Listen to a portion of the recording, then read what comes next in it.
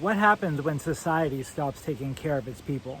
When ERs are overrun and people can't get in, or hospitals just close down?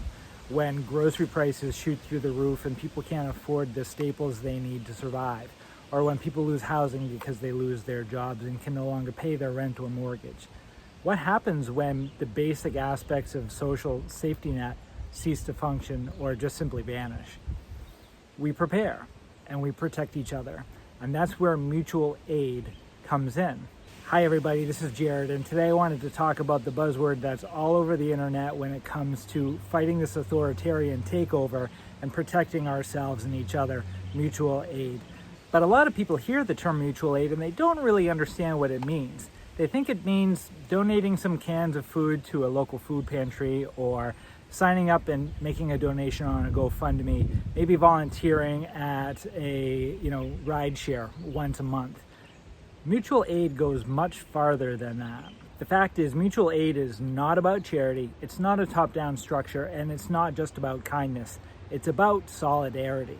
Solidarity with your neighbors and your community. As activist Dean Spade puts it, mutual aid is about neighbors coming together to provide each other's survival needs while working to change the system that caused the harm in the first place. It's neighbors keeping each other safe and connected, even as the government fails to do its job.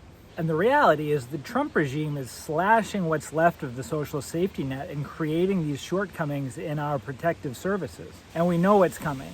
Hospital closures, skyrocketing food prices, challenges with our mortgages and inflation. So on top of all the rallies and demonstrations and protests, mutual aid is part of how we fight back, because we need to stay alive and need to have roofs over our heads, and we need to be able to eat in order to be part of the fight. Mutual aid looks like growing and sharing food and other agricultural products, creating a library of tools that each other can borrow, providing rides to people if they need a ride to work or to a medical appointment. It's helping neighbors avoid eviction or providing alternate housing if it's necessary. It's sharing heat, it's sharing meds, it's coordinating childcare. It's protecting each other when the system collapses. These kind of mutual aid networks are becoming more and more important now as we move into this next phase of resisting the Trump regime.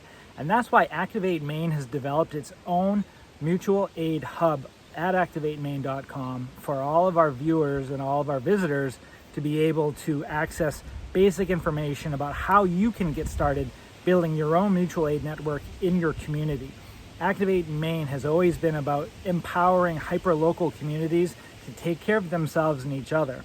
And that's why if you go to activatemaine.com, you go to the navigation bar, you're going to find a mutual aid hub that lists great resources, including texts and websites and other how-to information that will help you get started building your own mutual aid network in your community. So go check out activatemaine.com, find our mutual aid network information, and continue to visit us weekly for all the information on all the events in your area that are related to demonstrations, rallies, protests, and trainings and educational seminars on mutual aid as we continue to move forward. Thank you for watching this video. Like, share, subscribe to the channel, and let's activate Maine.